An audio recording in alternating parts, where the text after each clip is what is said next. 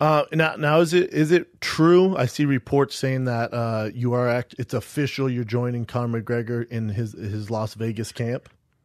Yeah. We had gone, Brendan, we had gone back and forth, and we had discussed it. And I remember me and you were talking about it on the press tour that it might happen, it might not happen. I was in the middle of back and forth talks, but they reached out to me. They reached out to me earlier this week, and they said they want me this week.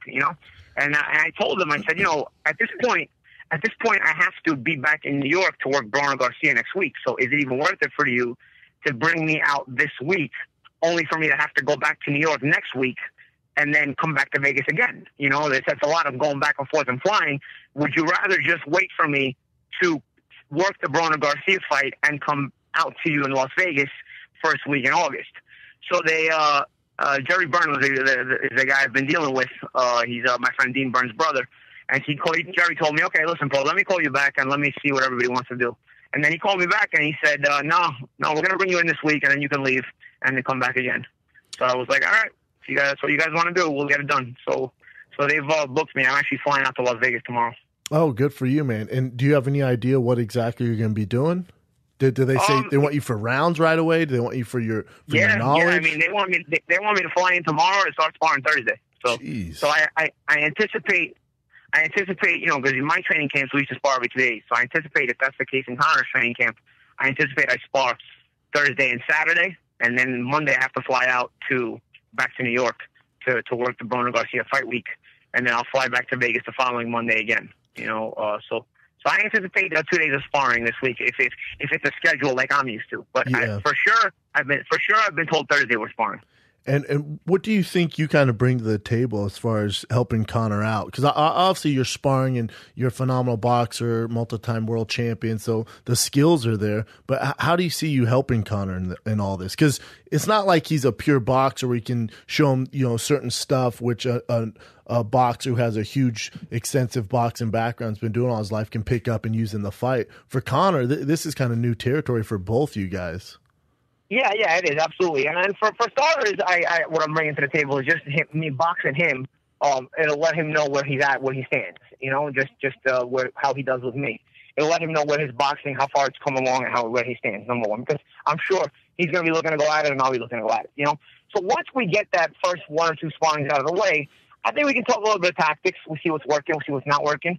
And, we'll see. He's got a great training team around him. So, I don't want to step on anybody's toes and whatnot. But if they want to veer off to deflect some stuff off to me and ask me or whatnot, or ask my opinion on some of the work, yeah, I'm happy to help. Once I'm in camp, I'm a team player. So, I hope to help the team out as well as best I can with the work I give. Yeah, I think, and I said this on the broadcast, and before he came on, I mentioned this, was obviously your boxing and the sparring is going to help Conor, and he's in there with a world-class boxer and a former world champion, so he's going to get his work there. But what is so big for them is to have a brain like yours that has that extensive background in boxing, just to show them kind of the ins and outs of what can happen in the ring. So it's not something new when Conor sees it, because Floyd's going to do certain movements, like we talked about, on Showtime. Not that it's dirty, but Floyd's going to do things where he knows he can get away with it. And I think you being there helps them so much more, at least making him aware of things Floyd can do.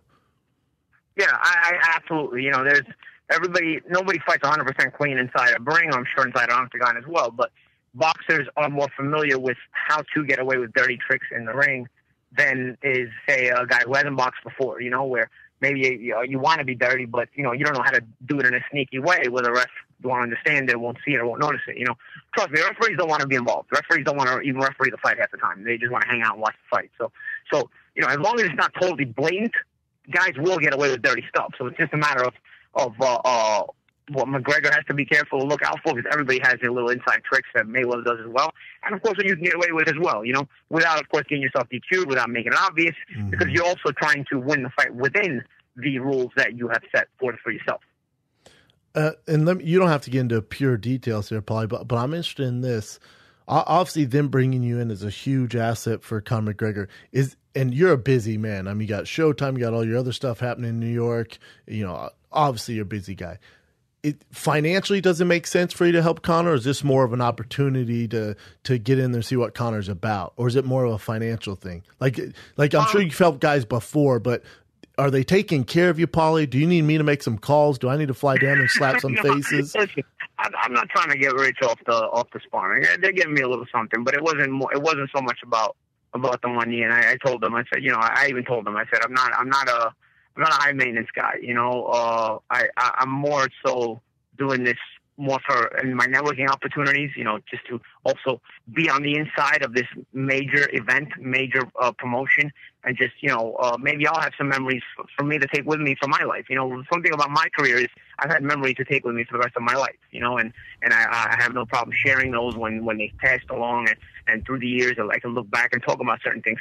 I look at this more like a networking opportunity, getting to know some of the guys on the other side, how the other side works, the mixed martial arts world works, as opposed to the boxing world, and networking with them, obviously. But also, this is something that's going to be sort of a memory for me. Years from now, I'll look back at this and say, man, I was involved a little bit in the biggest event in boxing history. And for me, that's something cool, I think, and I'll be able to talk about that, and I'll be able to share stories for years to come. Yeah, that's priceless. I think you're going to have an insider's, perspective that no one else is going to have. And you working, Showtime, especially the night of the fight, you're going to be able to give an analysis, a perspective that no one else in the world is going to have because you've been in there with the guy. Like right now, I've seen Conor. He comes to my gym here in Santa Monica. I see him move around. I've seen him spar, but I've never been in there with him. I've never gotten hit by Conor. You're going to have a perspective that no one else in the world has, especially when it comes to boxing.